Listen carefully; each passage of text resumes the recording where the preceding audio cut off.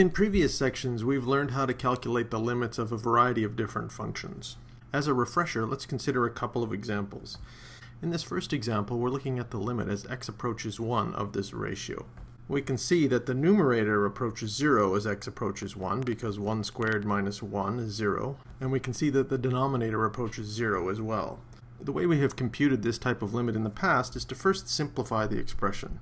So we can rewrite this as the limit as x approaches 1, and factoring the numerator we have x times x minus 1, and factoring the denominator we have x plus 1 times x minus 1. Now if we're considering values of x that are not equal to 1, which is the case when we're looking at the limit as x approaches 1, we can cancel those two factors, and then we have the limit as x approaches 1 of x divided by x plus 1. Now we can see that the numerator approaches 1 and the denominator approaches 2, and so the value of this limit is equal to 1/2. In the second example, we have the same expression, but now we're looking at the limit as x goes to infinity. Now we can see that the numerator is going to get very large as x goes to infinity because x squared minus x is something that's very large. And we can see that the denominator is getting very large as well. And so we have a ratio that is approaching infinity over infinity.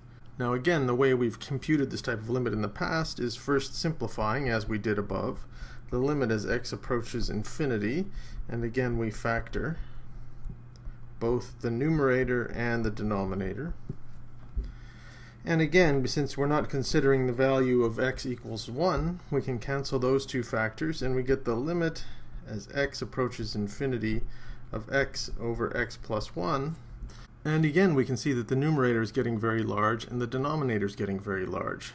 What we've done previously to further simplify this limit is to divide the numerator and the denominator by the highest power of x that appears in the denominator. So for example, if we divide both the top and the bottom by x, we get the limit as x approaches infinity, x divided by x is 1, and in the bottom x divided by x is 1, and 1 divided by x. Now in the limit as x goes to infinity, we can see that this quantity here approaches 0, and so the ratio approaches a value of 1 over 1, which is equal to 1. Now a bit of terminology. Both of these examples are what we refer to as indeterminate quotients. The first one is called an indeterminate quotient of the type 0 over 0. And the second one is called an indeterminate quotient of the type infinity over infinity. In both of these examples we were able to compute the limits because we were able to simplify the ratios. But consider these two examples now. In the first example, again, we're taking the limit as x goes to 1.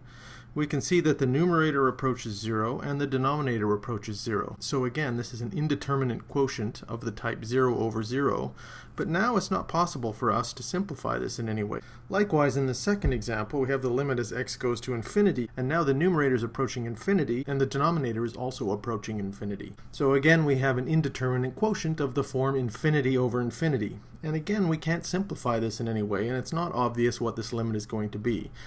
There's a sort of tension between the numerator and the denominator. If the numerator grows really fast compared to the denominator, then the limit will be infinite.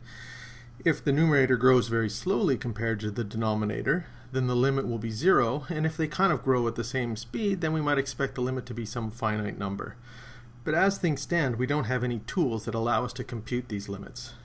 What we're going to learn in this section is a rule called L'Hopital's rule that allows us to compute limits of indeterminate quotients. And these are also sometimes referred to as indeterminate forms. And we're focusing on two kinds: indeterminate forms or quotients of the type 0 over 0, like the first one, and indeterminate quotients or indeterminate forms of the type infinity over infinity, like the second one. The statement of L'Hopital's rule is given in the box here. Suppose we have two functions, f and g, so these are going to be the functions that represent the numerator and the denominator of the quotient of interest.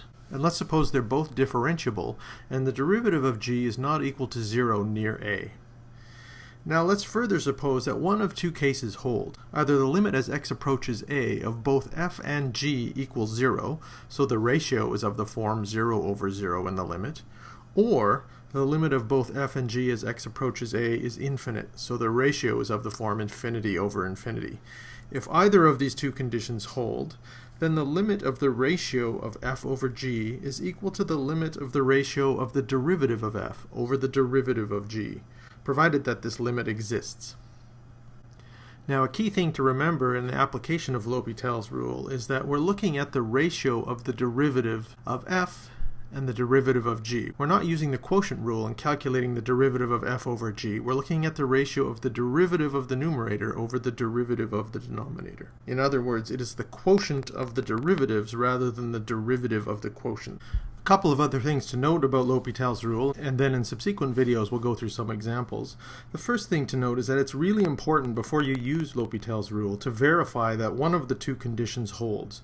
In other words, it has to be the case that either the limit of f and g both go to 0 as x approaches a, or the limit of f and g are both infinite as x approaches a. One of those two situations has to hold in order for L'Hopital's rule to be a valid tool to use. The second thing to note is that L'Hopital's rule is also valid for one-sided limits, and it's also valid for limits at plus or minus infinity.